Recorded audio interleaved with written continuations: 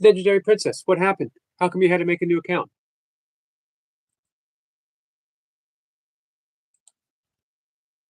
Is everything okay with your old account?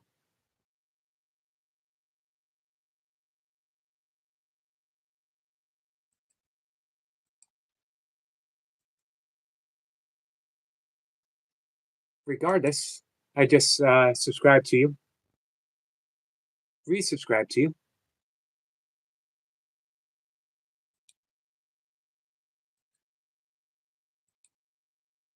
Hey, Ellie.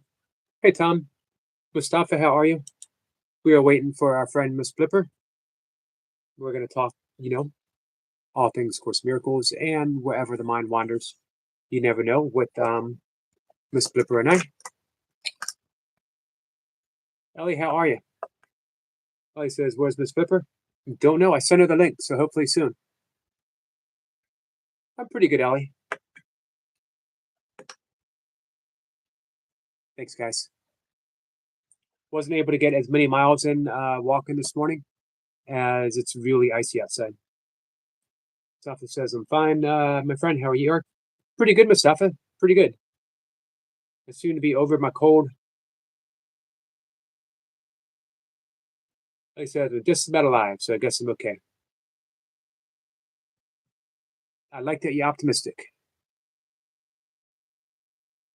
Hey, Lee. So, I believe Ms.Blipper will be up. When I sent her a message earlier, she said yes. And this evening, Jackie Laura Jones, she's an awesome author of Peace, P-E-C-E, not Pieces, which is, I think she might say it's a primer, maybe an introduction to A Course in Miracles. I found it quite insightful, even as a long time practitioner of Course in Miracles. She'll be here if you guys have questions. She's very clear in her answers. Hey, Anna. You casting a spell on me? How are you? I'm a little disturbed. What's going on? I had a bowl full of erasers, like pencil erasers. Uh-huh. And I don't know where I put it. Like, did I put it like in the freezer or in the refrigerator or some weird place that doesn't belong? I have no idea. Can't find it anywhere. Huh. Have you These checked things it? happen to me. What? Have you checked the refrigerator and the freezer? I have not. I'm hoping that there will be a preferable solution. Right. But now I'm curious. Yeah, it'll uncover itself somehow. Hey, Jeff. Who do we have here tonight? We got everyone Annabelle. tonight. Hello, Annabelle. Salve, Seb, Mustafa. Hello, Mustafa, Seb. What's new with you? What's your theme? You've had so many themes lately. We have had a lot of themes. Here's some of the things that have been coming up. Okay. In recent conversations. The revelation. Revelations, okay. And the script. The script. Is the script written? And if the script is written, is that fatalistic? Does the A Course in Miracles mention the word script? I don't know. I haven't looked it up. They do. They mentioned the script is written. Let me bring up the online version. Okay.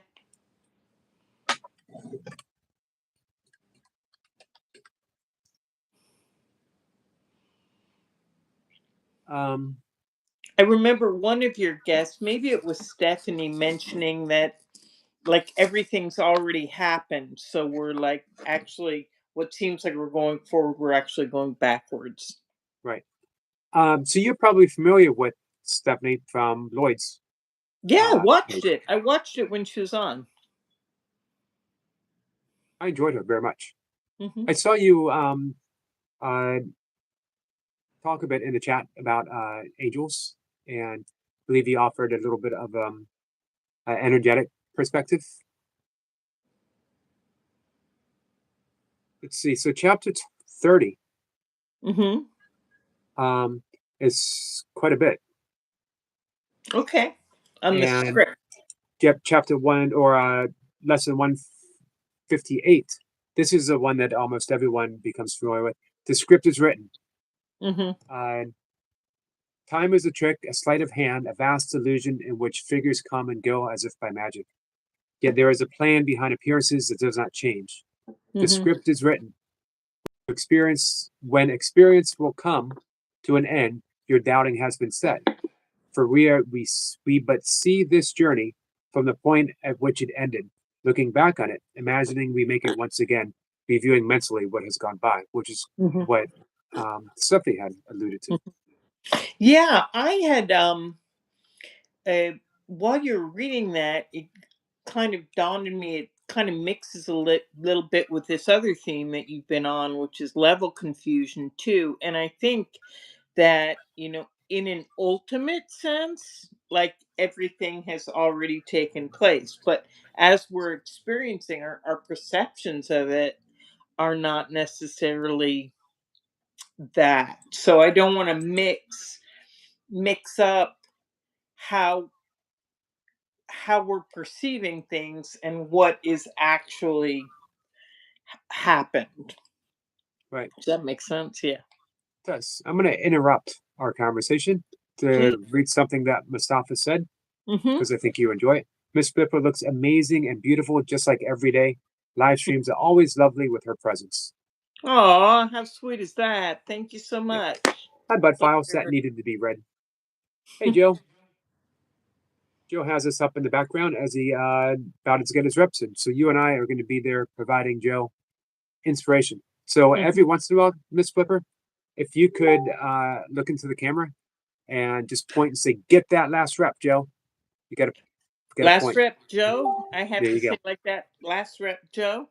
Yep. I just saw somebody coming in, buzzing in from New Zealand. Something else. Hello, Mister Something Else from New Zealand. That's the other side of the world. I'm so sorry about that shooting yesterday, day Oh, before in Australia, Australia. all kinds of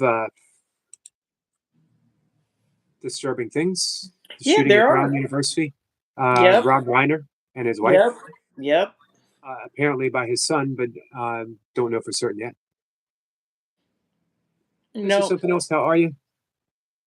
Post office says thank you for reading his comment. Of course. Hey, Willow. darling. Kat says, I don't remember who said the other day, um, but that we are basically doing our life review at this moment. Thus, the script has already been written and it's already been done. It hit me anew. I think several people said that. Um, I know Stephanie did say, I don't remember who else. I Um, want to know who was on. I just saw this morning. Somebody talking about peanut butter and jelly. Blonde hair talking about peanut butter and jelly. I don't remember. I don't remember. Come on, you didn't write their name. That's why. So I didn't know Um, who it was. Here's a question you and I can both answer. From everything you've learned in life, what do you think takes more strength? Choosing the right path or having the courage to stay on it when things get tough? Having the courage to stay on it when things get tough. I've never chosen a path. It just seems to unfold. It seems sometimes that I'm choosing it, but then when I look back in review, I see I really didn't have a choice. That it just I didn't choose A Course in Miracles. A Course in Miracles showed up in my life, and I was same with yoga, same with meditation. Whatever is in me was drawn to it, and I couldn't escape it if I wanted to. Mhm. However, there have been times, even most recently, where um, people have asked me to choose other than that which I hold dear. To exclude people or someone. to act in ways that to me didn't resonate as kindness. I'm Mm-hmm. not saying they were asking me to be unkind. I'm saying that to me, it didn't resonate with my views of kindness and how I wanted Sure. to live my life. Sure. Uh, it would have been much easier for me to, in a lot of ways, to just say, sure, I'll go ahead. Um, but I know that had I done so, it would have sat uneasy. I would have thought that my commitment to what I've been committed to my entire life uh, wavered Yeah. in Inner that inner moment. talking about like inner voice now, as far Right. as I'm concerned. Sure. Right? You have, Yep. kind of a internal uh instruction, and it's not that it's infallible, it's also fallible. Live and learn. But um yeah, we kind of do have to, not have to, but I understand the sentiment of like, if you don't listen to your inner voice, then something is not resonating right. Right. It's like it's taking a dip at integrity or something. Yeah. Yeah. Um, and it's not like you are. Um, it's not like you're punished for it, but it just you know, and you'll know that uh, you didn't listen to that inner voice, and that you that I deliberately chose the ego for an easier time of it, or what appeared to be an easier time. In retrospect, um, who was it? The guest that I had? Oh, it was James Anderson who was talking about. Oh, and it was James Anderson, Cat, I think, who mentioned that about reviewing. Um, that um, I forget where I was going with this. With James Anderson And talking the about. and Go ahead. time forward and backwards, maybe. Right. That um, you know, in retrospect, I would have known that I chose the ego um, over the Holy Spirit, and now I'm getting where I was remembering that in review, when I think about those times, even when it seemed like I might be losing something by choosing the Holy Spirit, uh, as I look back, and this is what James was talking about, snapshots, that we're given these little snapshots of the script, and then when we review it, uh, we see how it was all being led uh, in the only way it could actually go, as long as we're Right. turning to that Holy Spirit, uh, and then those snapshots start to make sense. So it seemed like, I'm going to say specifically my channel, uh, Hmm. that I was going to lose a whole lot. Um, that I might lose supporters, friends, uh, people leaving my channel by making a decision.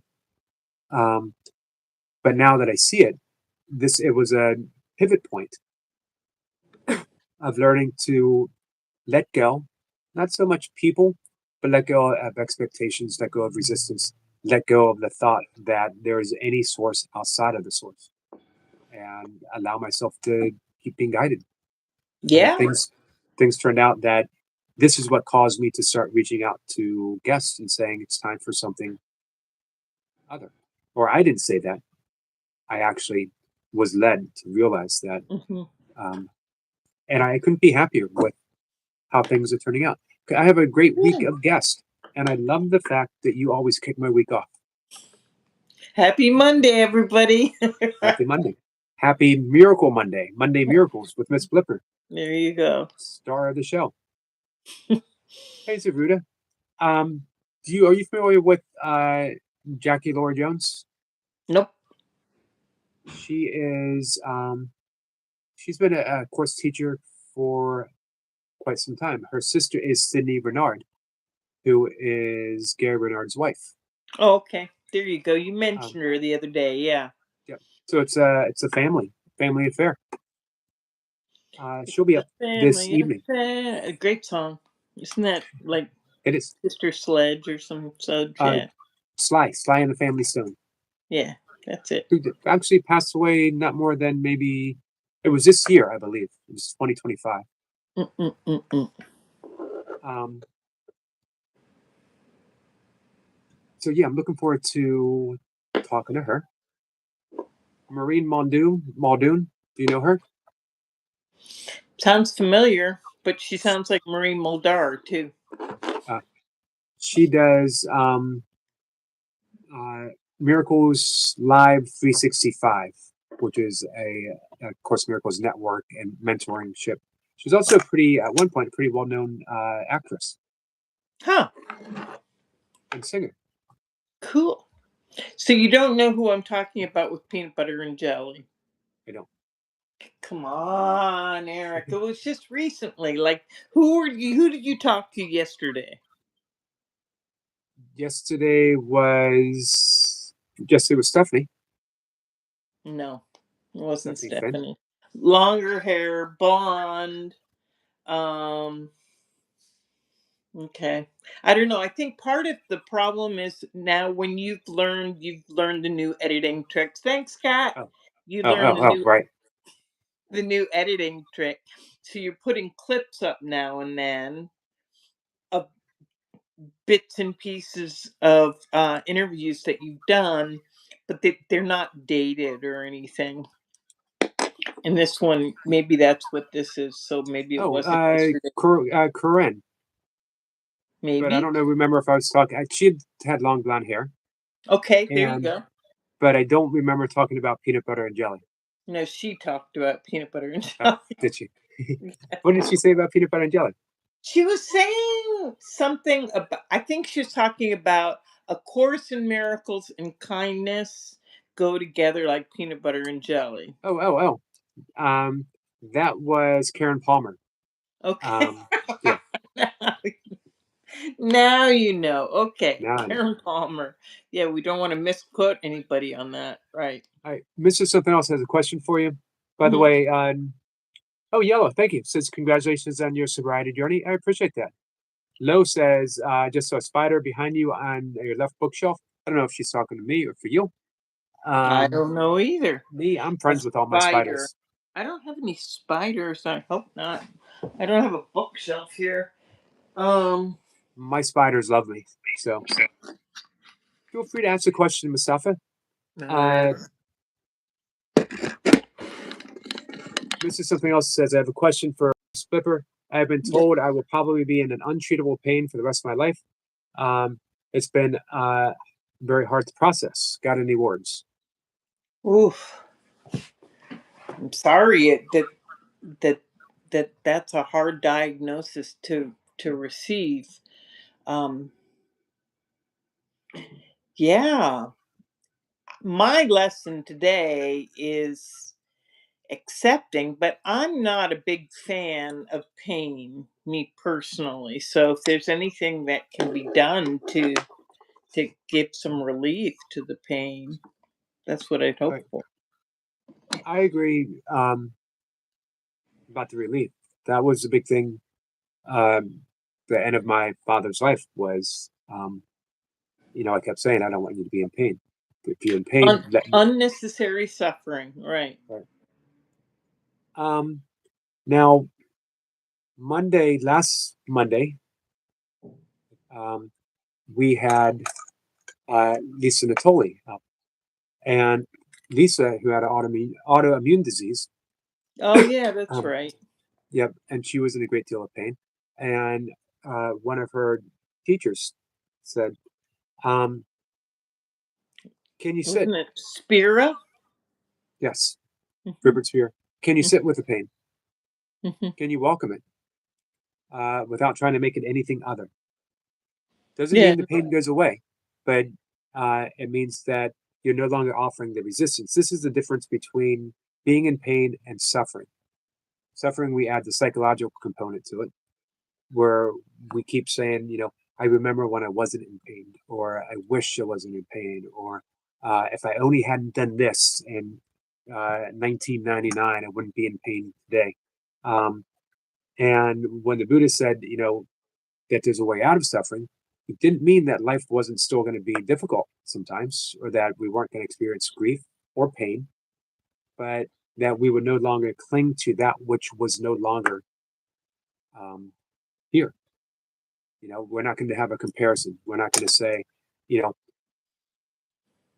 6 years ago I wasn't in pain and now I am. I wish it was 6 years ago, because Yeah, now to we're not make pain your adversary, right, right? To right. work with what you got.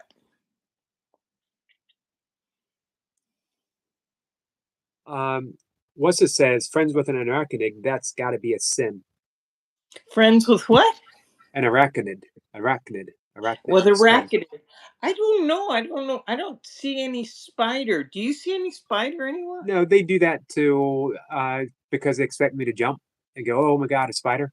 But I have several house spiders, and I love every one of them. Yeah, I Um, make friends with spiders. I like the spiders eat other bugs. yeah, so she's definitely a sinner. I suspected she was. She's leading me down a path of debauchery and sin. Um, so here's a question Mustafa had. What is the dividing line at which the ego transforms from a necessary protection mechanism into a cognitive obstacle that distorts decision making? I'll pin it When if you does want to. when does that take place? I think that's like a constant, Yes. except for those flashes, the little sparkle flashes that we have when the ego's not, front and center Right. running the show. I don't know. As the ego, the ego believes that it is needed as a protection mechanism, but I don't necessarily think it is, because what makes us think that we wouldn't have discernment and wisdom without the ego? That uh, in the absence of the ego, there's just our identity as love. And as love, I don't want to be hurt. I don't want to put my hand on a porcupine and stick a fork into an electrical socket just Okay. because I don't have. It's not the ego that tells me don't harm myself. It's Hmm. love that tells me don't harm myself. I've only been harmed by the ego. The ego told me to take a drink and to keep drinking and keep drinking and keep drinking. Love, the Holy Spirit, never told me to do that. Um, so, yeah, I don't think, of course, certain schools of psychology talk about developing a healthy ego. But some Hmm. schools of spirituality say first you have to develop a healthy ego before you can let it go. But um, to me, that always seemed like we were spiritualizing the ego. You know, Yeah, I was going to say that one of the things with the idea that the ego is protecting you, who will tell you that that is true is the ego. The ego is like going to be promoting itself. Yeah. right? Um, so yeah, I think that Mustafa, that uh, oh, his question continued. And how do we practically distinguish between a decision based on genuine trust and a decision driven by the ego's need for validation? Good question. Yeah, huge. Um, and for me personally, I just have to like put out I put out that invite, and from there, uh, it's faith, hope, cross my fingers, hope to die. Right. I don't have an answer for that question. I really don't, but I do think that from my experience, you can make an invitation. You can invite. You can kind of release, undo, and say, yeah, I'm going to just trust that everything's going to be okay about this, whatever it is, whatever the situation is, Um, and make that invite. I sort of think of it as John Mundy. I got this from John Mundy. Hmm. Um, hey, Jamie. I think of it as a GPS system. Uh, GPS for me, at least at still at this stage, that GPS is never from point A to point B. Um, it's always Satellite. right, and it's always tracking. Mm-hmm. Like an example would be an airplane. I've read somewhere that an airplane's off course about 90% of the time. So if you are going from New York to London, it's not straight line all the way to London. That you're flying and you might be flying here, and then the GPS corrects you, Mm-hmm. and you go back, and then you might waver this way, and the GPS corrects you. But as long as you're listening to the GPS, you end up in London. So my decision making ego versus the Holy Spirit, uh, my ego might jump in as it often does, loudest and first, and says, do this and do this. And I might do this. But I quickly begin to see the Holy Spirit says, does this resonate? Are you on the right path? Does this bring you peace? And if I check in and I realize no, then I go back to the Holy Spirit. And then the ego says, no, it would be a little more fun if you went over this way. And I might lean over this way.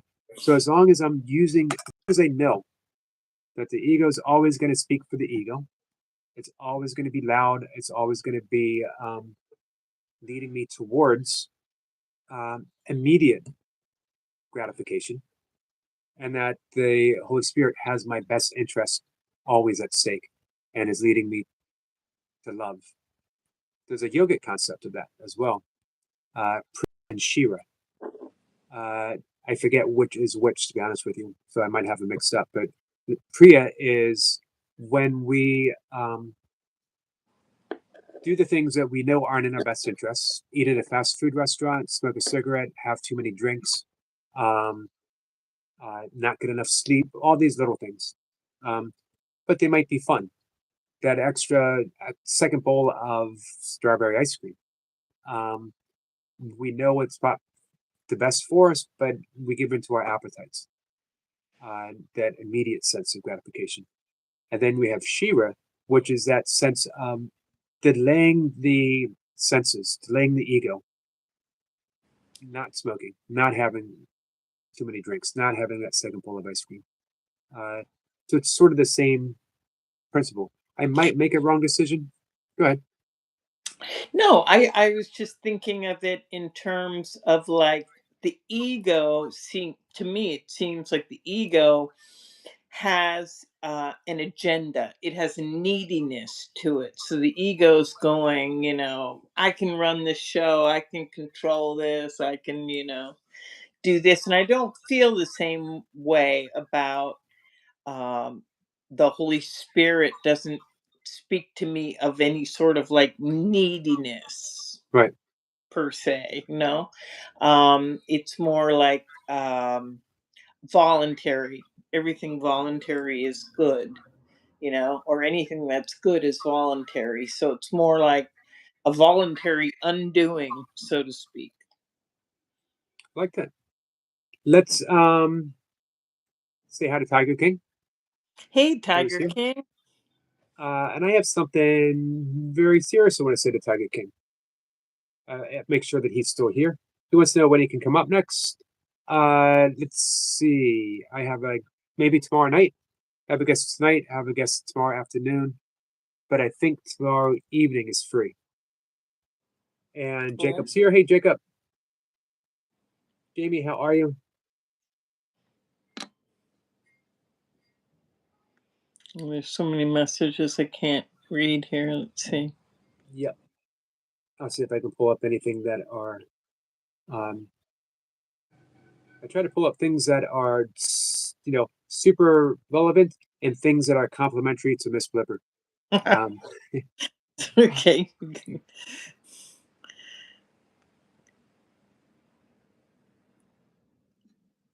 Oh my God, yes, the orchid mantis is amazing. Orchid mantis? What?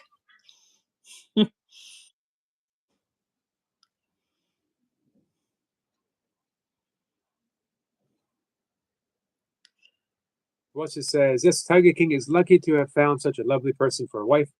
There ain't a ton available in the world.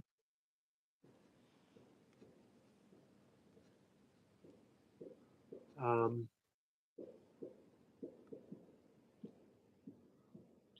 Will Miss Flipper be free then, please? When is that? Tomorrow? Is that what you're telling Tiger King tomorrow evening? Is Yeah, that before. Oh, I is guess it Tiger King is wants to it make sure that you'll be there, right? But which is we that at can't. this time or later on? That will be later on. Okay, in Squirrel's hour, yeah, on Wednesday, yeah, yeah, I can do Um, that. I think. I will say right off the bat, um, discussions going on about that. I consider Tiger King a friend. I like Tiger King. I like him being here. Tiger King, I hope you're listening to this. Yesterday, I was engrossed in the chat with our guest, and I was unable to, uh, you know, like see everything that was going on. And Sure. Sniper always takes care of business, but he's been a bit under the weather I know last few that. days. Yeah.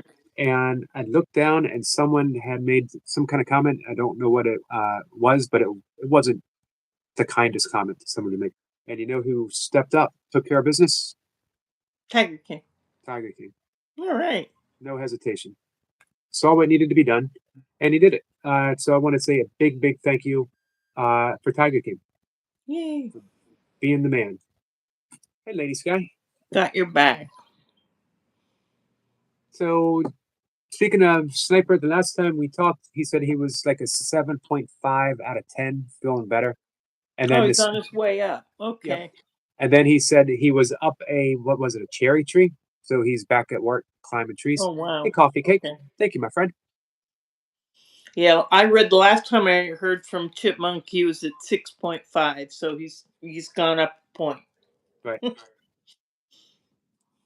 What's says, oh, yes, that was an excellent decision by Tiger King. I saw that. Thanks, Watson. I appreciate that confirmation. So once more, big thank you for Tiger King for stepping up. As most of you know, like my own view of trolls, if stuff's directed at me, I don't care. But one thing I've learned, I got a lot of people here who care about me, and they don't like seeing it. No, of course. So yeah, I appreciate that.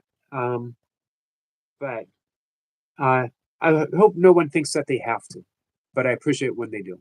I appreciate people having my back and looking out for me. Definitely. Thank you, Tom.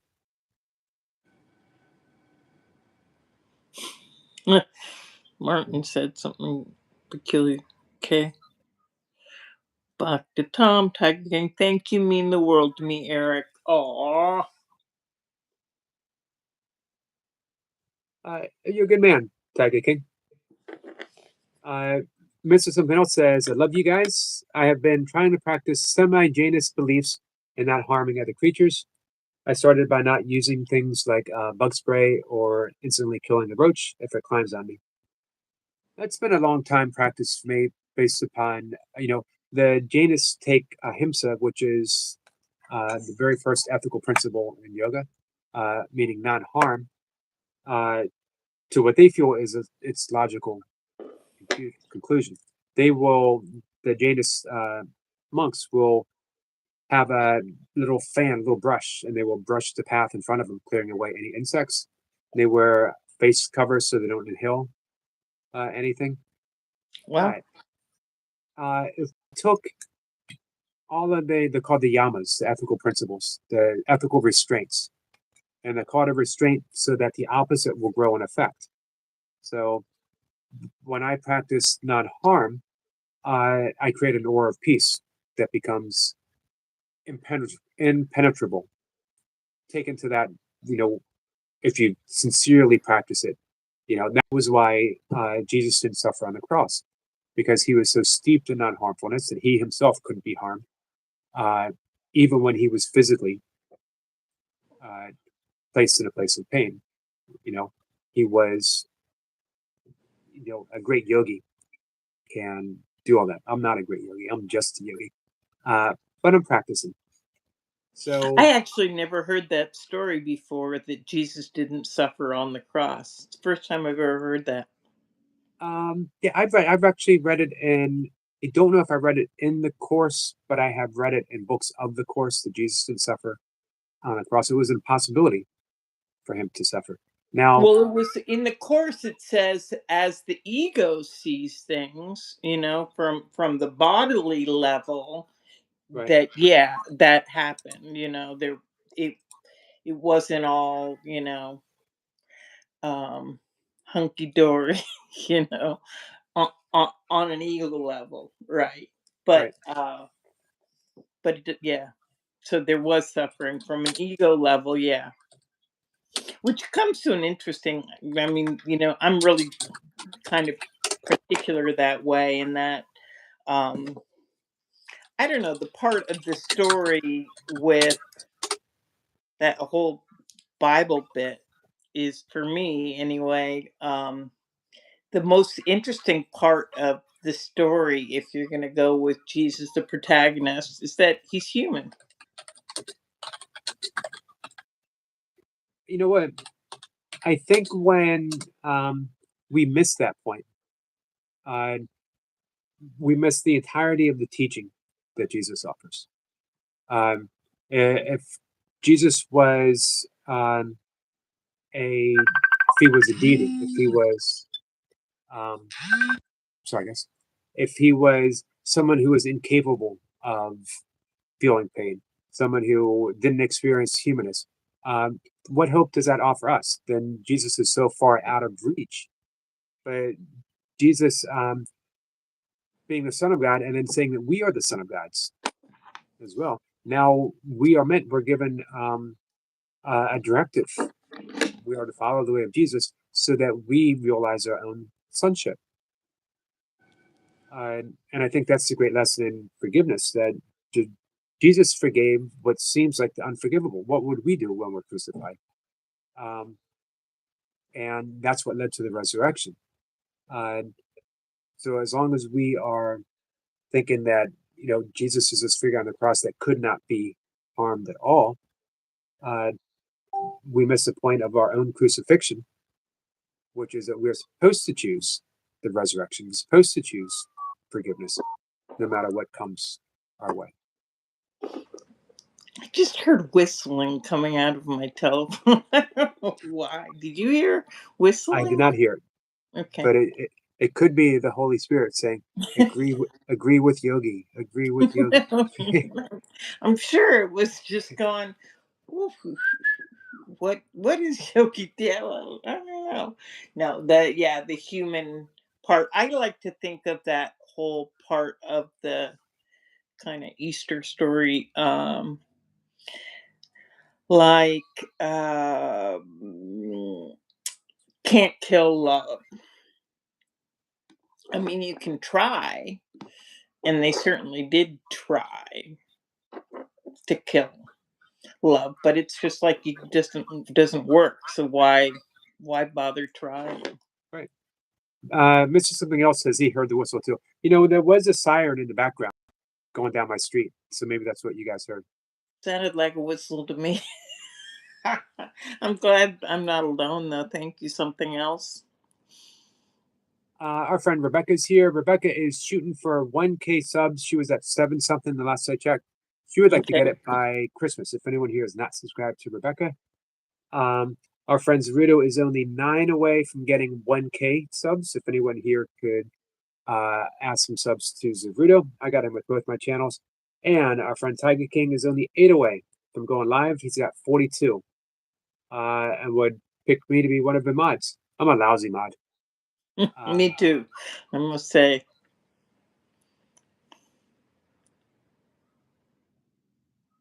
Let's see. Toto says, could I move your head closer to the camera? Because I can't Yes, see my beautiful hair. Sean. Uh, I, man, I don't know how far I'd have to get. Don't have to. Good luck with that, man. You got you got a magnifying glass if I keep getting closer? Um, Mark says he subbed to Mr. Something else says I subbed to Tiger. Is that Mhm. Blue Strip Argentina?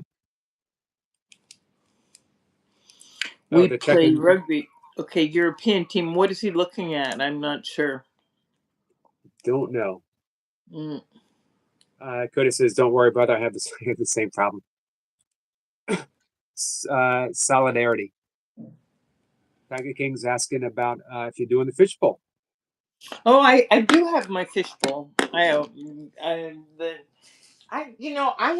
have a whole bag of fishbowl things in the other room that I plucked, and it's just amazing. Like it just seems to expand on its own. The more I pull from the fishbowl, the fuller it gets. I don't know. I removed the ones I've already picked, so I don't even know how it's. It must be a miracle. It's the miracle of the fishbowl. Legend will tell us this time. What's the Jewish story of the lamp? This is a celebration of Yes, Hanukkah. right. We're on Hanukkah right now. It's the Yes, second night. Yeah, the lights. They thought they just had oil enough for one day, and it lasted eight. It was the Maccabees who were taking the temple back. It was kind of against the Greeks, I guess. There was a war going on, and the temple had been raided, and they thought they only had enough oil for one day, but they didn't. The lights kept on burning. legend has it that Ms.Blipper only did one imperative, and she put it in the fishbowl, and it has multiplied, and it has That's never right. diminished. Yeah. It really hasn't diminished. We've been doing I'm this. I'm really I'm really only supposed to like teach only love, and instead I keep on giving out these fishbowl imperatives. But We've been doing it this. all returns to its source. You have to believe. We've been doing this once a week for at least 4 or 5 months, Yeah, a couple months anyway. 3 months, and yeah. it's still full. Yeah, it Um, just keeps getting better. So Tiger King if wants one anybody for would his like an wife. imperative, please let us know. Tiger King would like one for his wife. Oh, yes. Bless her heart. I don't know her name, but bless her heart just the same. I saw her on the screen the other day. Okay. With the left hand, as Chipmunk says. For Tiger King's wife, we have this one. And it says, open the door of his most holy home and let forgiveness sweep away all trace of the belief in sin that keeps God homeless and his son with him. So I'll read that again. Open the door of his most holy home and let forgiveness sweep away all trace of the belief in sin. So forgiveness is sweeping away all that sin that keeps God homeless and his son with him. So it's the idea that a belief in sin is keeping God without a place to be, and instead to let forgiveness sweep all that away. Um, let's unpack that a little bit. All right. Uh, hey, Assad, I think he is probably resting after work. Uh, it takes a while to recover, even when you're feeling better. You put in a hard day's work, and you might be wiped out a bit. Um, let's start off with sin, because people might be thinking sin as in something uh, horrendous, something huge, and we actually we make sinners out of so many things and so many people in everyday life. Uh, And you're naming a really, really important part, which is that the recognition that we're putting that out there, we're putting it onto something. So sin is basically a the idea of a lack of love. And so you're looking at, world situations, people, whatever, and deciding that in that particular situation, or in that particular event, or in that particular person, or whatever, that there was somehow a lack of love. That's what sin would be considered. So the idea is to recognize that we're putting that out, and there's another way to look at it, which is to say it's not a lack of love. It's Um, holy. nice. Thank you for that. Hmm.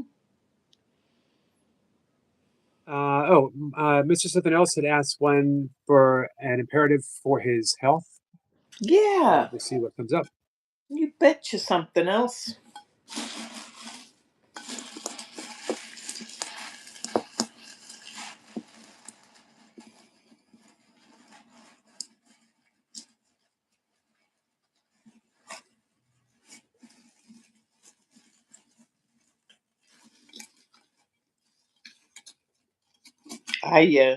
It's a big one. Maybe go with this little one instead. Big. All right, Mr. Something Else.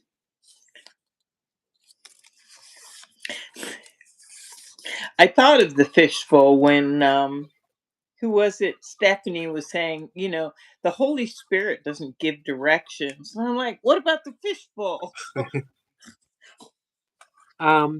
You should have asked that. You should have said Stephanie, but what about imperatives? Right. Well, what about all those imperatives? Yeah. So this one says choose to correct level confusion. And I'm gonna pass the ball to Eric on level confusion because you've been majoring in level confusion lately. Um, all right. Level confusion is this. I think this pertains to what we were talking about with healing earlier. That physically we might still be in pain, and we think that our healing work has not helped. Um, but the body is going to experience body stuff always. The level of form, the level of the body. There are um, certain laws that are guided the body. We get old, we're going to get sick, something or another, sometime. It might not be what takes us out, but we will, we'll catch a cold, we'll get the flu, uh, we might get cancer. Who knows? Something will happen, right? We know, or we might have an accident or something. Uh, Hopefully, all of us will pass away peacefully in our sleep at the age of 109. Um, but these are the laws of the body. Then we have spirit, which is the laws of the body don't even apply. They're not even recognized in spirit. So when we are forgiving and when we are healing, we're always doing so from the level of cause, not effect. And that doesn't mean that the effect might or might not change depending on going back to the script, depending on the script. Uh, but here's the Yeah. wonderful thing. Go ahead. No, I love what you're saying. I love what you're saying because it's kind of echoing what like came through for me was like uh, our job in that with the healing, just not to judge, just not to judge it. Right. And this is what makes forgiveness possible because we think of how do I forgive what seems to be the unforgivable? How do I forgive the murderers, those who have harmed children? How do I forgive the Hitlers? On the level of form, we're not. We're not saying what you did was not horrendous. What we're saying is on the level of spirit, nothing has actually happened, which is a hard thing for us to wrap our minds around, or I should say, wrap our brains around, Yeah. because, There's a Christ mind. There's a right. Christ mind that doesn't have anything to do with that pain that you're feeling or judging. So the more that we relate to the Christ mind, uh, the more at peace we are. Uh, everything is healed through the Christ mind, because the Christ mind doesn't, as you just said, doesn't suffer. So we keep going to the cause and not the effects. The pain, the murderers, crime, all of those are effects. The thing is, we think that if I forgive, then that means I no longer want to deal with the effects. I forgive, but the person is still doing this. I forgave this Yeah. person, but they're still Not being a jerk. to destroy, yeah. Right. Regarding, forgiveness in that sense, it would be more like just remembering original innocence. Right. Like before all of the, muckety muck mess that we make of things, before all that, there's a place that's harmless and innocent. So, on this level, um, we're really not going to forgive. We're always going to be bargaining. We're always going to be, as you said, forgiveness to destroy, where I'll sort of forgive as long as I think it's not going to happen again, or as long as I think that you've suffered enough, uh, or as long as I feel that, you know, I'm the bigger person, I'll let you off the hook. Um, but none of again, that's all on the level of the effects. None of it brings us peace.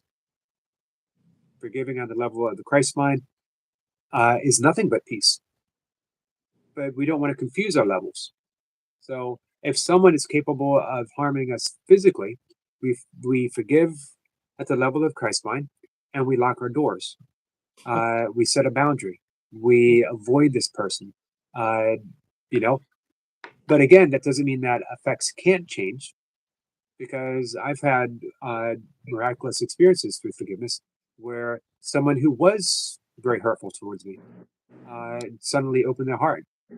And uh, as I practiced forgiveness, there was definitely a change. But I don't forgive to make that change happen. I forgive to Right, give myself. I forgive to give myself peace. right. So, um, anyone else for an imperative? A big reach into the fishbowl. Hey, how about we pull one for Sniper, as he's not here, or he might be listening in the background. All right. You're welcome, Tiger King. Chipmunk.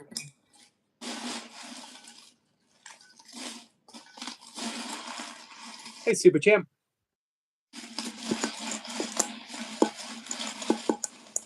Awesome. This is something else. Chipmunk's imperative.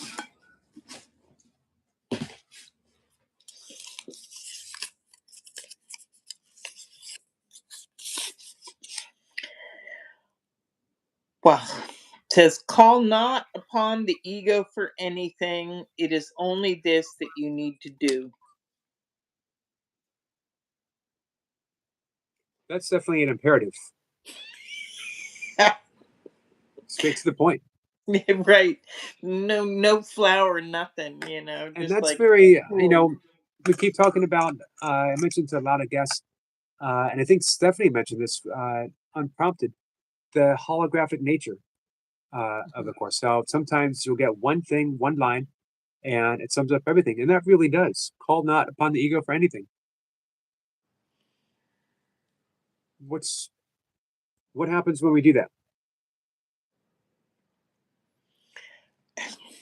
Uh, I guess it depends where you are in your journey. Right. What happens when you do that? Hopefully, there's a moment of recognition of a better alternative. Um, I would think if we took that to the logical extreme, if we call not upon the ego, then the only thing that's present is the Holy Spirit, and it The doesn't only need to thing be that's present is what? the Holy Spirit. Mm, And we don't need a call. Everything just spontaneously um, happens as it does, in a very loving and yes, easy fashion. Uh, the big reveal, revelations. There you go. right. More. uh, our friend Dr. Tom pulled into his own fishbowl, Oh, and, right. Thank and he you, said, Dr. Tom. once once I wept because I had no shoes. Then I met a man who had no feet, so I took his shoes. Okay. Um, let's see, what else do we got?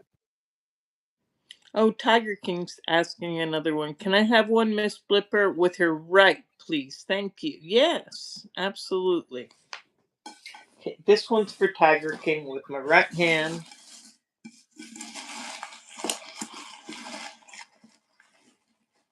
Good thing I'm ambidextrous.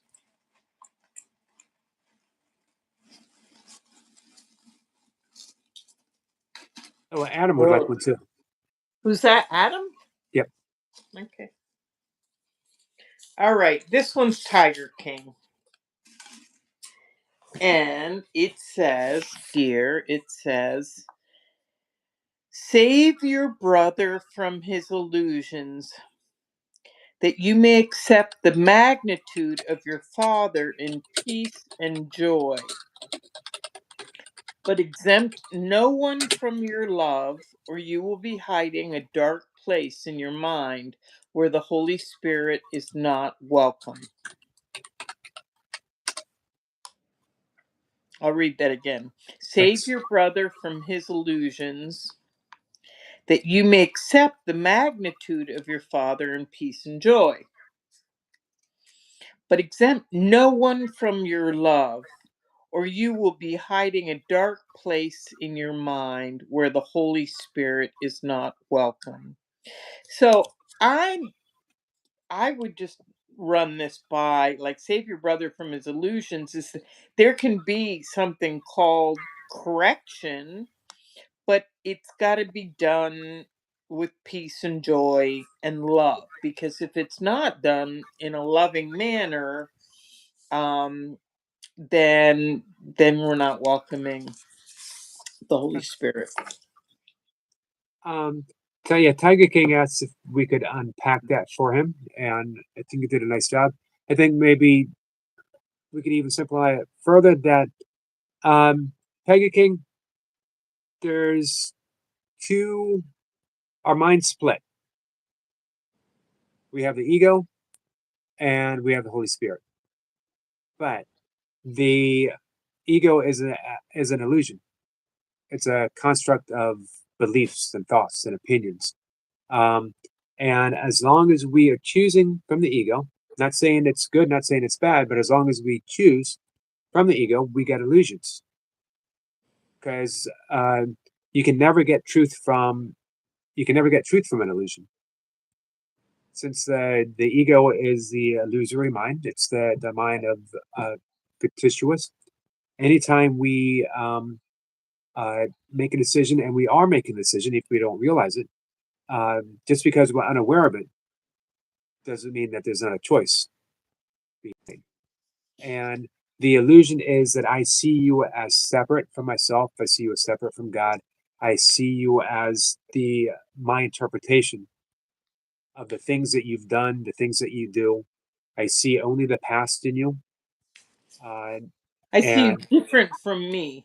Right. right, and that if I set you free from those illusions that I have about you, I see you I see you, as Ms.Blipper said, in your original innocence. I see you how God sees you. I see you as the Holy Spirit sees you. And it's a beautiful way of going through life, because I no longer have to um, hold the judgment of anything that happened yesterday. Now, that doesn't mean, again, that I don't have discernment, that if you did something horrible yesterday, I might not give you the opportunity to do something horrible today, but that doesn't mean that I can't see you in the light of your original innocence. Yeah, at some level, the idea is to, to return, and see that what that a lot of the time, what we fear or what we don't like about ourselves or whatever, we're projecting out onto others. No. And the reason that we're projecting onto others is so that we can see it. And our being able to see it is so that we can forgive it, but not forgiving as like seeing something bad or wrong and then letting it go. Forgiving in the sense of choosing to see instead uh, Christ's face, something holy. Right. So I hope that helps a little bit, Tiger King. So we have Adam and we have our friend Super Artist. Super Artist is also Super Champ. He's a Super Okay. Champ artist or a Super Artist champ, however you want to view him. He's a good friend. Champ, It's been a bit champ since I've seen him. super artist. This is Adam. Madam, I'm Adam. Adam Cadmon. Oh, Adam. Let's see what we got going. It says, Adam's imperative. Remember that it is a holy encounter when you meet anyone. As you treat him, you will treat yourself. As you think of him, you will think of yourself. I think that's particularly good for um, Adam because I I think Adam might disagree with me. Thank you, Flora. Adam might disagree with me. I think Adam does a remarkable job of practicing that. I was going to say, that was my first thought when I read this. It's like, Adam already knows this. He's already there. He's already Right. doing this. But it's just like, remember that it is a holy encounter when you meet anyone. So don't forget about it. Don't let that go. Yeah. Um, and that goes back to what we were talking about with Tiger King having a choice. Thank you, Chef. Chef Rose says, wonderful discussion. Thank you. That again is a choice. I can choose to see the oh, Adam says sometimes I forget. We all do. That's part of going back to that GPS system. We forget and then we remember. Sometimes we remember after the fact. Um, but hey, the mess that we're in right now is because we forgot. You know. Yeah. Yeah. I mean, yeah, split mind is the thing. And Super Champ wants one. Super champ, artist, super art champ. Thanks for being here, Floor.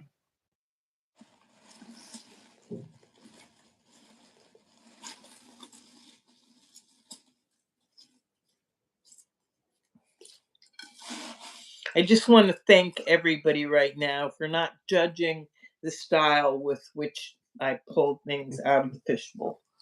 Because sometimes it's like messy and they spill out. Our friend Chef says, I love the jar. Yeah. Let us know if you want an Ever imperative, expanding Chef your. or Floor. Hey, Tyler. All right, super art champ. Art, super. Forget not this. When you become disturbed and lose your peace of mind because another is attempting to solve his problems through fantasy, you are refusing to forgive yourself for just the same attempt. Okay, it's kind of what we were talking about before, like Yep. something called projection. When you become disturbed and lose your peace of mind because another is attempting to solve his problems through fantasy. That's interesting because it's very specific because another is attempting to solve his problems through fantasy. All right. You are refusing to forgive yourself for just the same attempt.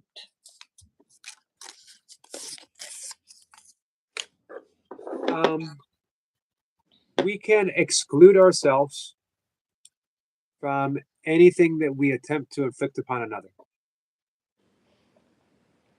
Oh, we can try up here, you mean? Well, we can't. No, we We can can't. try, but we can't. Right. With we are going by the view, and even quantum physics shows us that there is just one mind, just consciousness itself. There's just mind. We can't even say one mind. There's just mind. Hmm. Um, then and we are participants. We're thoughts. We are ideas within that mind. Uh, Thoughts within a thought-filled mind. Then there's no exclusion.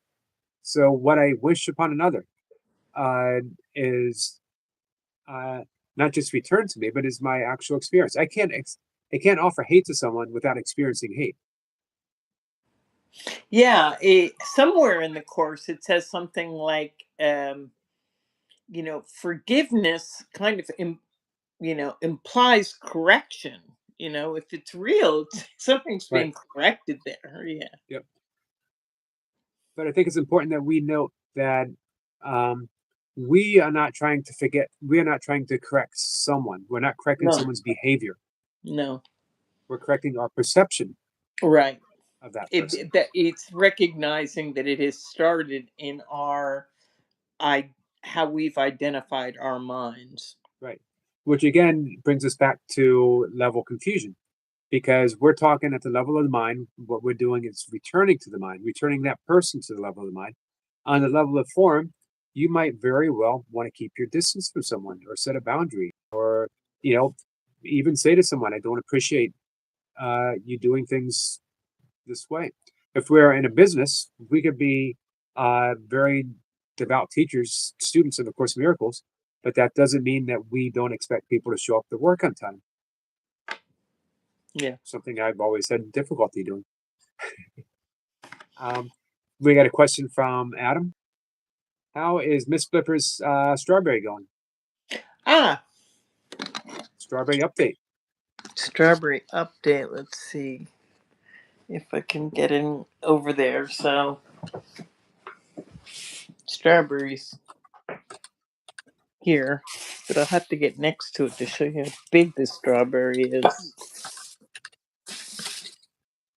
Can you see how big the strawberry is? Ma, there you go. It's pretty done. Awesome. Hey, could you show him the? You have a little saying in there. A little what? You wrote something in there, right? In the strawberry? Yeah. No. No, I thought you did. No, just nothing written there. Just strawberry, strawberry seeds, light, strawberry um, plant. Adam says he loves the texture. Tiger King, that'll be on Wednesday for Sniper. So tomorrow evening will be free. Tomorrow afternoon I have a guest. Tonight I have a guest. Adam says it's a shiny strawberry. Flora says, nice, Ms.Blipper.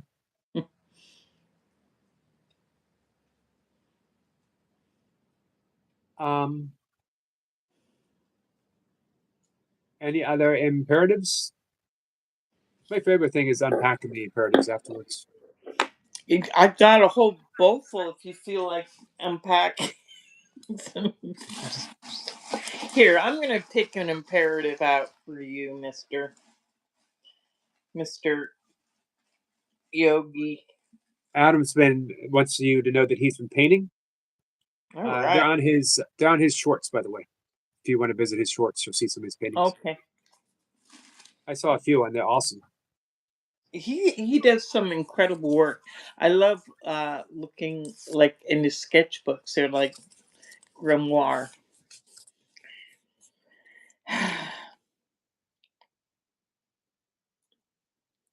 Wow, Eric, it says use it and it will carry you straight to illusions. I think it's talking about your ego there. Right. Be tempted not by what it offers you. Faithlessness is the servant of illusion and wholly faithful to its master. Faith and trust has been big issues for me lately. Mm. Been talking about that for quite some time. Had a I great was talk just with gonna say, sometimes when you talk about trust, it sounds to me like it's like kind of coming from an all or nothing perspective. But I thought about this the other day. I can't remember who you were talking to when I was listening to it, but uh, there's an alternative to looking at trust as an all or nothing thing, which is that it's like it's being developed. That's what we're doing. We're developing our trust. It's a process. So, don't hit yourself for anything. It's like, I didn't trust, or I'm not trusting, or it's like all or nothing, or no. For No. me, it's trepidation because I feel like I've been using the example of the abyss. I feel like, or a precipice, that I have stepped upon a edge, and I'm being asked to display uh, a level of trust in the source and being cared for in a way that uh, has surprised me.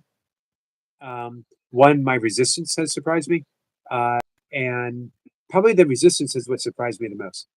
Uh, you know, it's as if, when a bird is ready to fly, learning to fly, uh, Hmm. or even has flown and suddenly forgot that it's ever flown before, and it's sitting on a branch thinking, man, I know I could probably do this. I remember what the sky feels like, but pretty safe here on this branch. Hmm. Um, Or just, that's yeah, it's the unknown thing.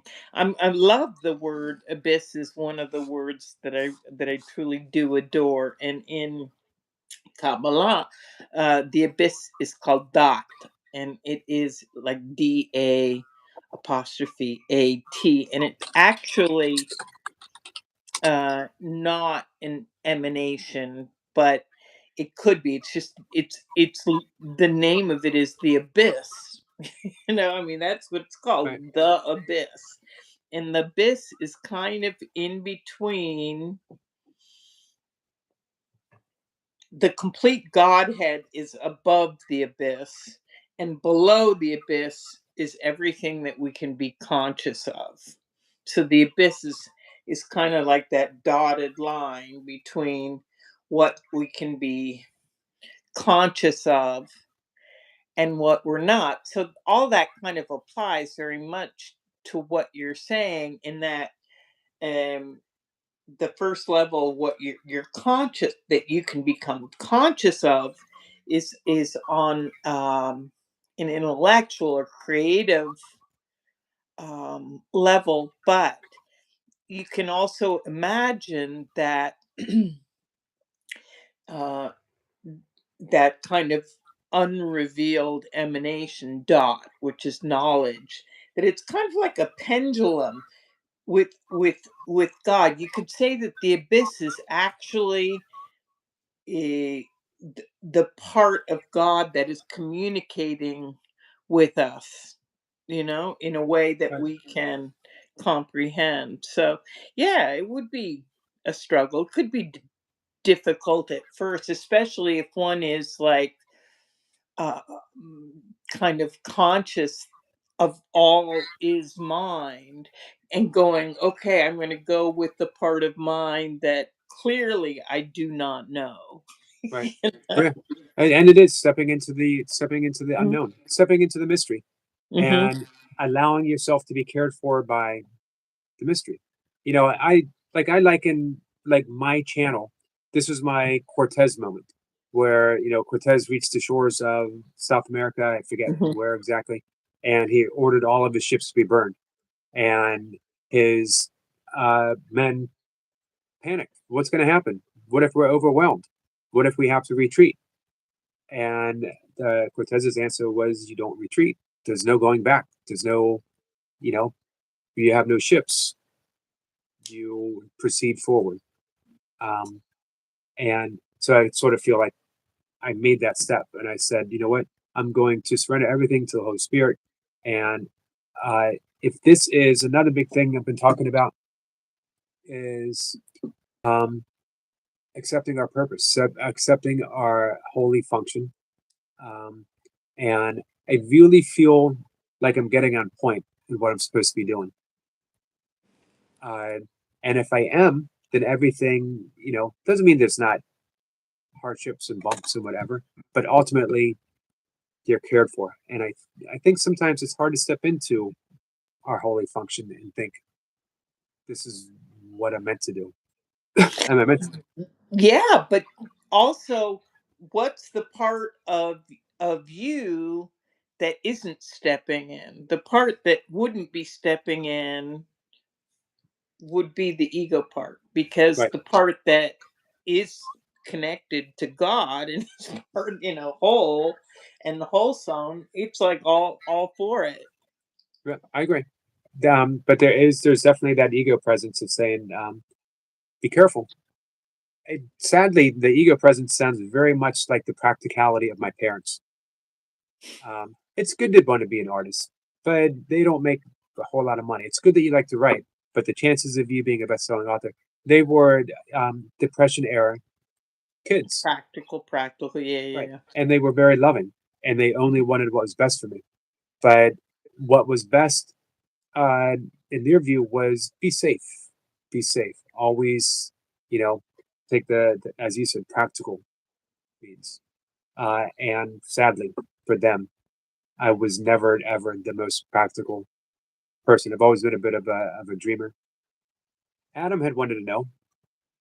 Um, he says, Yogi, could you imagine the crucifix with Jesus smiling? Could you? Can I Yep. imagine the crucifix with With Jesus Jesus, smiling? yes. No. Yeah, I think I could. Although I'll say that the first time that I ever saw a dead body on the street, um, it was in an intersection um, near a school, and it was a kid who'd been on a scooter, young, like 18, 19 years old.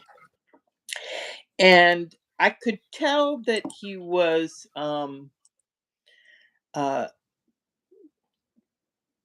gone, passed, left his body or whatever, because Italians are actually really good when it comes to accidents and stuff. They're very human. They make people feel comfortable. They loosen their shoes, or they put something, behind their head. They make sure other cars aren't going to get them if they're in the street or whatever. This very human element comes out when people are hurt.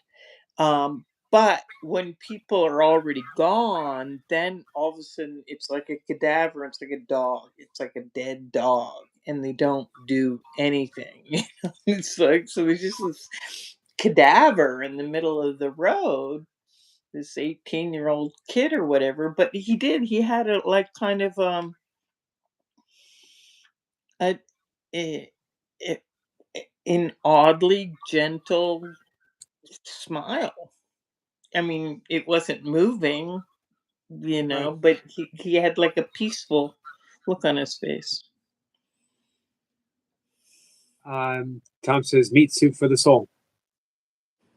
You know, I want to talk about this with Jackie this evening because she is a caregiver for one of her parents. And uh, I first reached out to her to see if she wanted to come up, which for me felt like a long shot. This has been in the works for months, ironing the time. And out of the blue, last week she said, "What about Monday?" And Mhm. I was like, "Holy cow! Yes, yes, yes." Um, and one of the things that I think started to make it happen was she asked me my connection with the course, and I talked about being a caregiver for my mom and then a caregiver for my father, and it seems to me, well, I know for sure.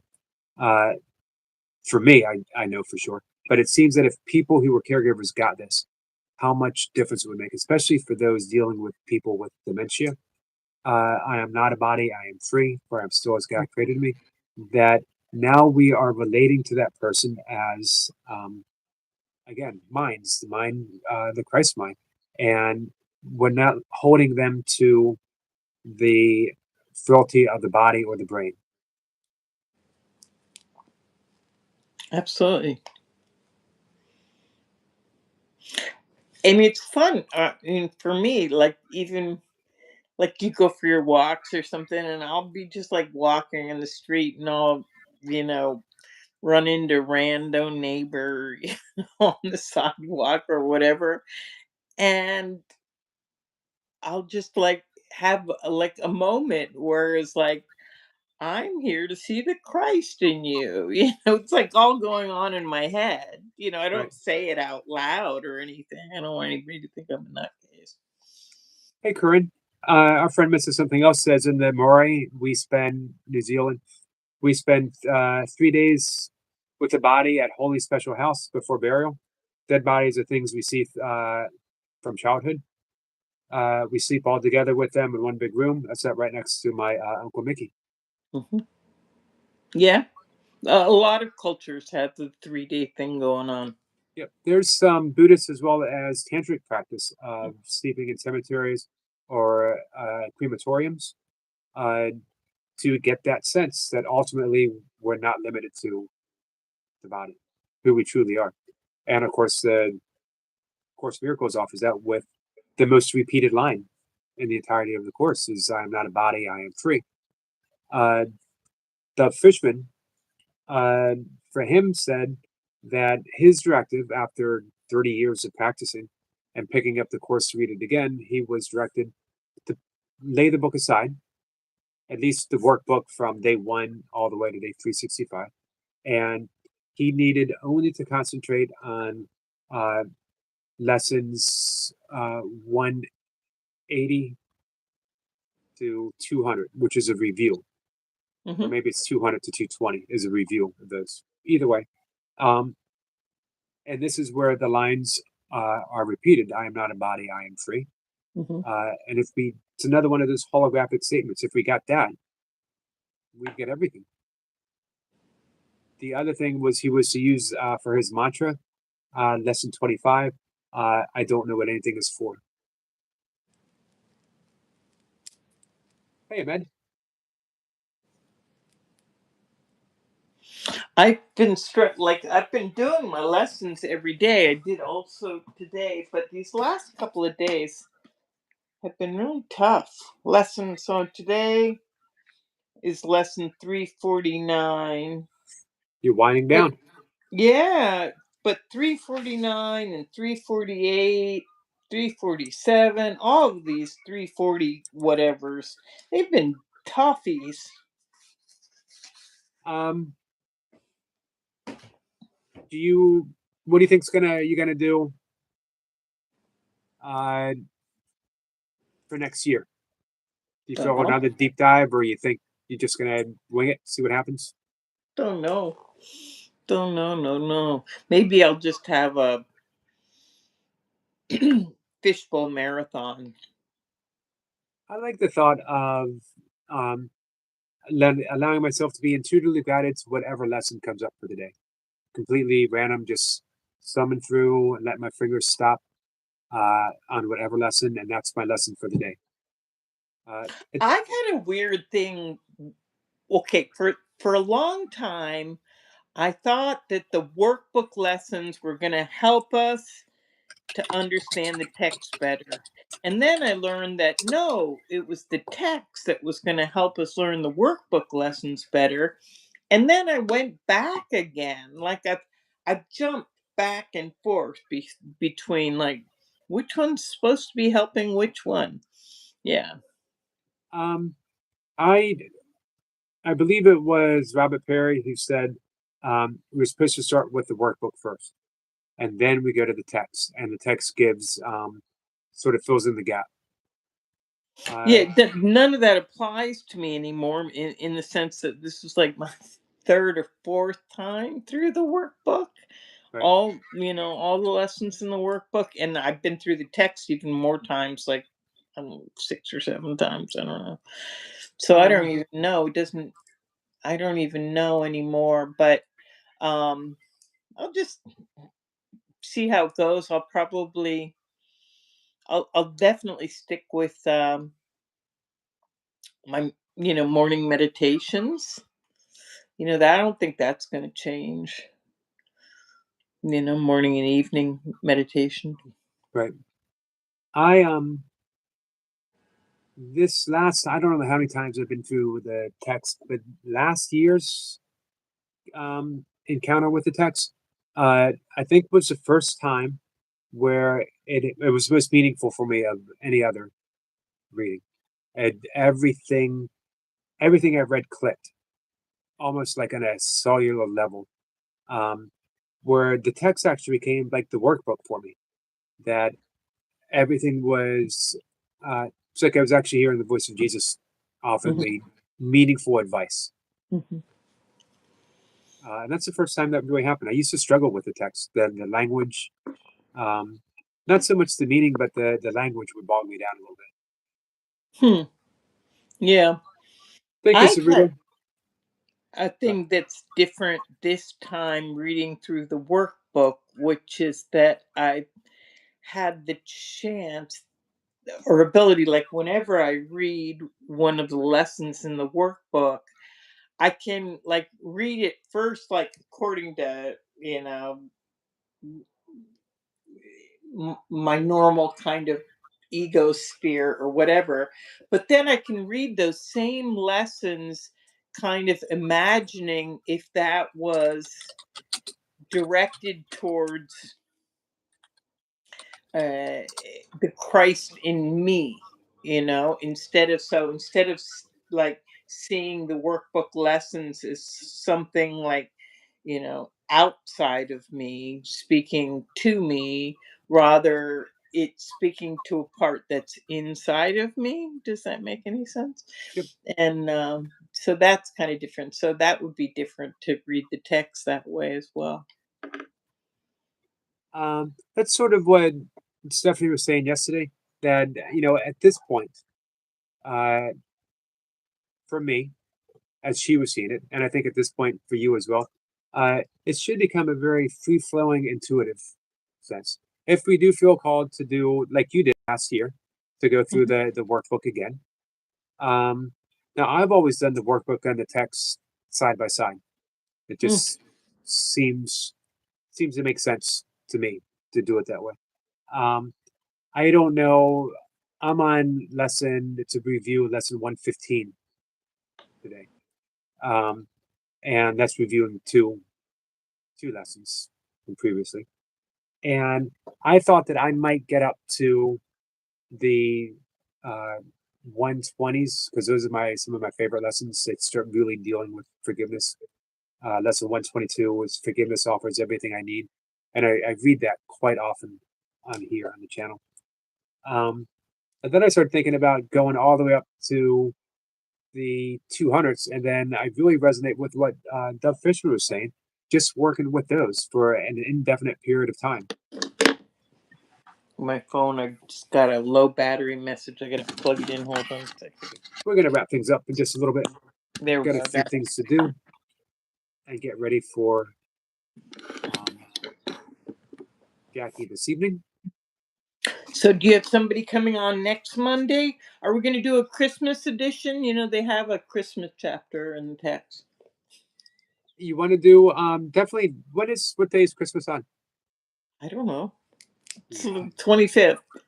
Well, okay. Um, Somebody uh, tell us what day of the week is Christmas. We don't know. Somebody in the chat, can you do that for us and check on your phone? God, we're really out of it. We're just a bunch of losers.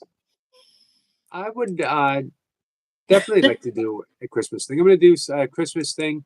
I think With it's the squirrel, 20th. right? With chipmunk? No. You would know. No, I Um, thought you were gonna do like a Yuletide, something that he was on the program to do something like. oh, I don't know. We talked about that, but the last thing he sent me, it was going to be something different. Okay. Uh, so maybe I want to talk to him about that. Um, but I'd like to do next Monday. We'll definitely do a Christmas theme, All right. Well, and then I'm let's going to. see. Let's see. Did anybody tell us what the date was? I see a question. Could Miss Blipper unpack the whitewashed tombs? The whitewashed tombs. I would like to unpack the whitewashed tombs. The tomb was empty. Nothing in it.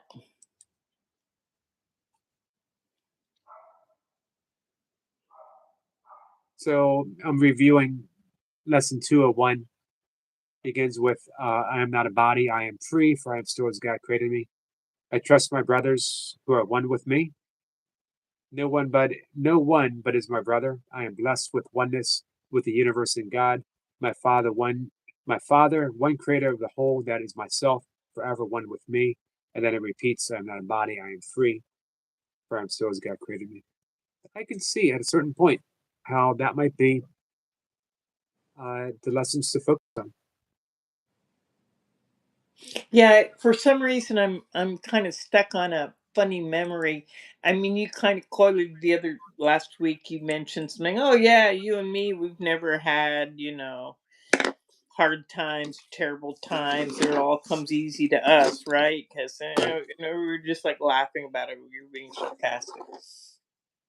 Well, in a sense, when you were talking about caregiving and stuff, I had a funky week one time in San Francisco where, like, in one week where I was working full time, 9 to 5, like 4 people close to me died in one week, Well, right?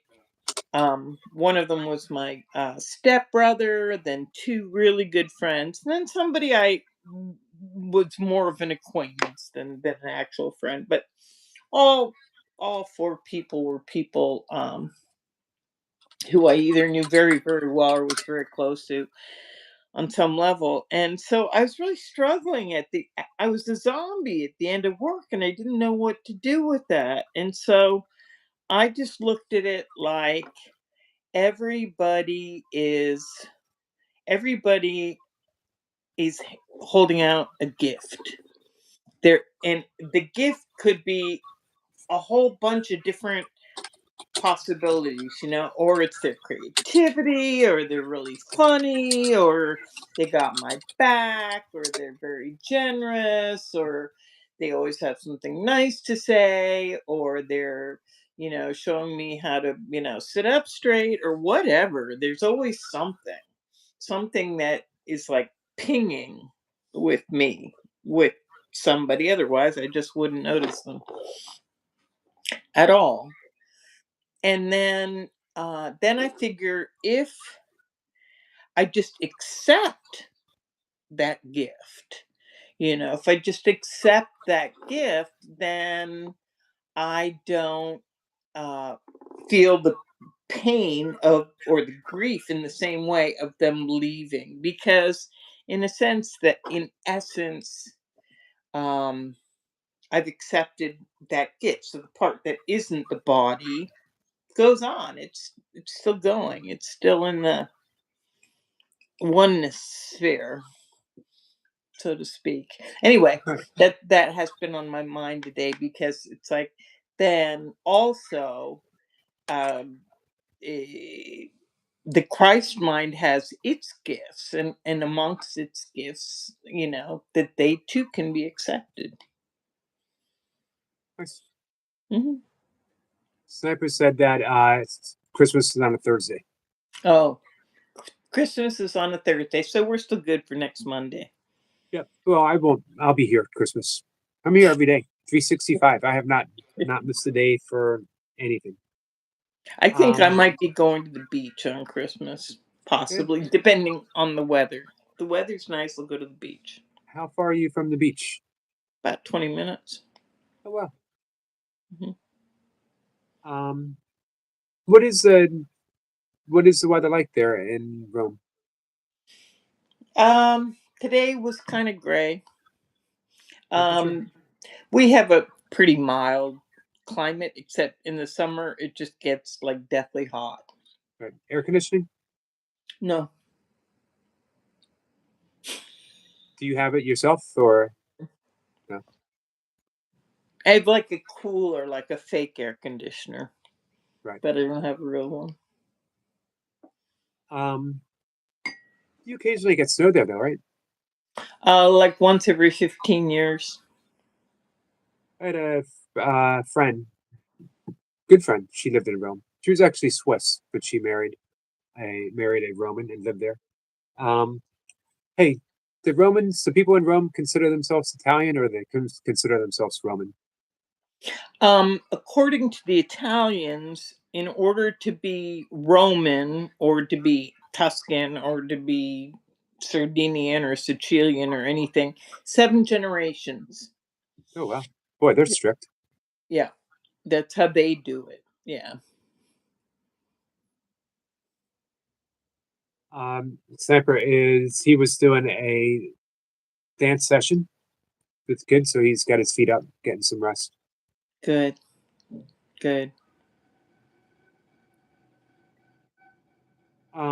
All right, so we'll wrap things up Monday. I'm gonna do some reading for our Christmas special. We'll dive in, Yeah. and we can take turns maybe reading through the Christmas section Yeah. Yeah. and I'll take a look. unpacking it. It gives me a little, because I always like to do that around that season anyway. I like to read because there's only two parts in the texts that are actually time dated, and one of them is around Christmas, and the other is around Easter. So check Right. it out. Cool. Um, all right. Well, it might be too late for you to check out Jackie tonight, uh, but I am making shorts, so you'll be able to catch shorts and short long form videos. Long, You might think about with the shorts, because I know you've been like going back and re-editing old interviews and stuff. See if you can write on the new short what the date of the interview was. That would be okay, helpful. I can put that in the description for sure. Okay, cool. I'll just uh, hopefully I remember. Mhm. Um, I I'm just I could happy put we figured you figured out peanut butter and jelly. I don't remember. it's funny because there is the for you section under where I have the big screen up, and it's always about kindness. Karen Palmer, and that was the one where she talks about peanut butter and jelly. I'm going Okay. to put original date, and I can put that in the description. Yeah. Date. I started doing the making these editing. I've never edited anything. I don't even edit my writing. People always point out, you misspelled this or whatever, and I'm like, yeah, probably. Um, and I've never edited video. But after Lisa Natoli, she said, um, "Do you edit any videos? Do you make shorts or long form content?" And Mhm. I said, "No, mainly because I don't know how." Um, and she's like, "Because she loved it. She loved the time up here uh, with us. I've gotten so much confirmation that this is what I should be doing. That it's almost at this point I just can't deny that this is what I should be doing. Uh, Yay. but No, I uh, love it. I love it. It's like this swirling all over this entire planet. and you're you're part of it. Hey Terry, and I appreciate you being part of it. Yay, bless your And heart. one of the part of the little impetus that brought it to the next level. Had there not been a Ms.Blipper, there would not be all the other stuff that I'm doing. Just it would not have happened. Um, but with three things happened when Lisa asked me about editing, and I said I I started saying I don't know how, and it occurred to me I heard toy pups in my head saying you don't know how or you don't want to do it, Right. Good old. uh, and that made me think: how do I not know how if I've never tried it before? Right. Um, and then um, I thought a cat and the wonderful editing, the artistry that she does There for you her go. shorts, and I was very much inspired. So those three things came together, and I started been doing it for a week now, and I also realized that, and this is what Lisa had said, uh, you're only doing half of your calling. You have us up, and we're talking, and these are wonderful conversations, but there's someone who is not going to watch a 2-hour live stream, but there's a message for them. They might be lonely. They might be feeling like no one okay. loves them. They might Mhm. be depressed. They might be on the verge of having a drink after 12 years of never having a drink or whatever. The gems. Hmm. And they find that. Or someone might pick up the course, or they might start yoga, or they might start meditating because they find that one little 30-second clip or 5-minute video. And I realized I've been doing this for 2 months now. There's so much that everyone has said that is so beautiful and loving and wise that it needs to be out there. And it's set me free because now I know that in circulation, I don't have to make anything happen. It's in circulation. So our Yeah. friend Nick says I need to go to bed, uh, which is a shame because it's not even 3 o'clock yet, and I have things to do. But hey, when Nick shows up and says go to bed, boy, what choice do I have? Right. All right. I'm with Nick too. We're with you, So Nick. Got it. I'm definitely subbed and belled, Mr. hey, Somebody Else. is that Neko or is that an N or a? Because I got a smudge on my screen. Neko. I love you saying that. Thank you so much. You posted them because they aren't for you; they're for everyone else. Beautifully said. Thank you. Thank you, Mr. Something Else. And Terry says small stones in a big pond. Thank you, Terry. Hey, African, how are you, my friend? Africana, I don't know why you're not modded up. Hey, I have a favor to ask you. Sure. You mind if I ring my bell for all the sparks of hope to go off in people who are suffering everywhere? Let's do it. And that's a good way to close. We'll ring the bell and we'll say goodnight.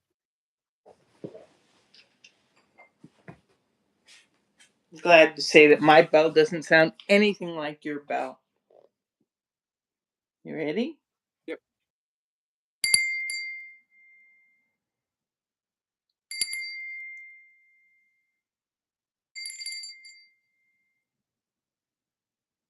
That's that.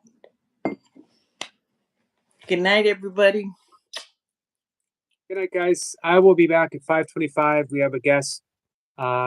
We have Jackie Laura Jones.